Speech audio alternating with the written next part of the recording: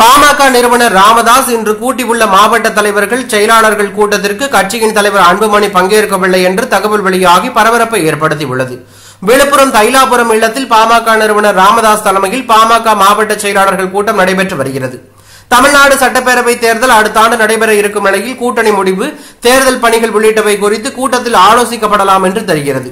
பாமக நிறுவனர் ராமதாசுக்கும் அவரது மகன் அன்புமணி ராமதாசுக்கும் மோதல் நிலவி வந்த நிலையில் இந்த மாவட்ட செயலாளர்கள் கூட்டம் முக்கியத்துவம் பெற்றுள்ளது. இந்நிலையில் பாமக நிறுவனர் ராமதாஸ் இன்று கூட்டியுள்ள மாவட்ட தலைவர்கள் செயலாளர்கள் கூட்டத்திற்கு கட்சியின் தலைவர் அன்புமணி பங்கேற்கவில்லை என்று கூறப்படுகிறது. கௌரவ தலைவர் ஜி.கே. மணி உள்ளிட்ட ஒரு சில நிர்வாகிகள் மட்டுமே கூட்டத்தில் கலந்து கொண்டுள்ளார்கள். பெரும்பாலான மாவட்ட செயலாளர்கள் வரவில்லை என்று தகவல் வெளியாகி பெரும் பரபரப்பையும் அதிர்ச்சியும் ஏற்படுத்தியுள்ளது.